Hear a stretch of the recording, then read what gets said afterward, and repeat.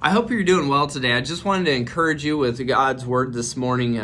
We've been looking at the mathematics of revival, and this last Sunday we looked at the final exams, and we ask each other the question: Are we all in for what God's doing around us? Are we ready for the work that He's doing? And to be ready for the work that God's doing, we have to do three things. One, we have to obey Jesus Christ. Two, we have to be willing to sacrifice for Christ, which sounds crazy to me, because Jesus gave everything to us. He left the glory of heaven. He came to earth. He lived a perfect life. He took the sins upon himself, the punishment of the sins upon himself that we deserved. He did it himself, and then he resurrected again. And to say, are we ready to sacrifice for Christ?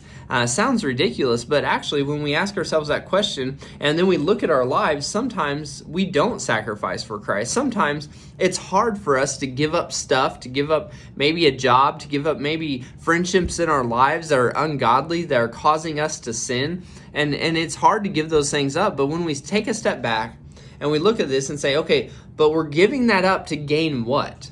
And this is what Jesus Christ was talking to his disciples about. In Matthew chapter 16, as he taught his disciples, he taught them what it means to follow him. And he wanted them to understand, this is what it takes to follow me. And I hope you think it's worth it. In verse 24 of Matthew chapter 16, Jesus tells his disciples, if anyone would come after me, or if anyone would follow me, let him deny himself and take up his cross and follow me. To deny yourself. To deny ourselves, we don't deny ourselves really of anything a lot of the times. It takes dedication, it takes devotion for us, and it takes determination for us to deny ourselves of anything. But Jesus says, for those who come after me, they have to deny themselves. And when we surrender to Jesus Christ, we are doing just that. We are surrendering to His authority. We're surrendering to His will. We're surrendering to His plans for our lives. And that means that we don't get to do the things that we want to do necessarily. Because the things that we want to do in our sin-cursed hearts are sinful. And so for us to reorient our thinking and say, you know what, God, I know that your plans are so much better than mine.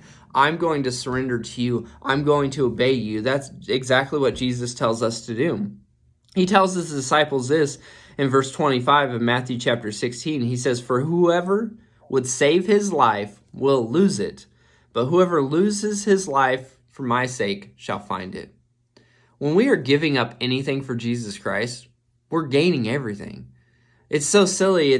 And he says, for what will it profit a man if he gains the whole world yet forfeits his soul? And that sounds so ridiculous. We hold on to everything in this life, and everything might be people, might be jobs, might be possessions, and we hang on to keep these things even if they come in between our relationship with God.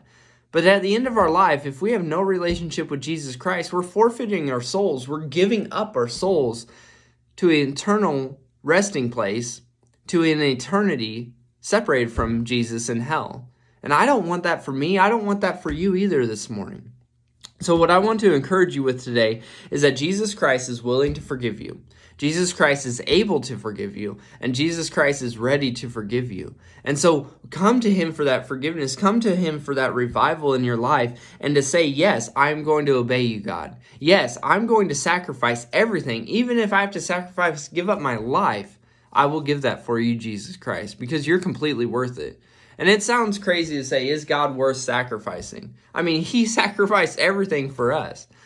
But when we look at our lives, we see, you know what? Sometimes it's hard to give up things in our lives that are causing us to sin. Maybe some things in our lives that are hindering our relationship with God. But I guarantee you, in the end, it's completely worth it. You'll never regret it. May God bless you. May He keep you this week. May He lead you into a growing relationship with Him. And if you're not following Him, why not today? Why not ask Him to forgive you? He's ready and willing. May God bless you today. Talk to you later.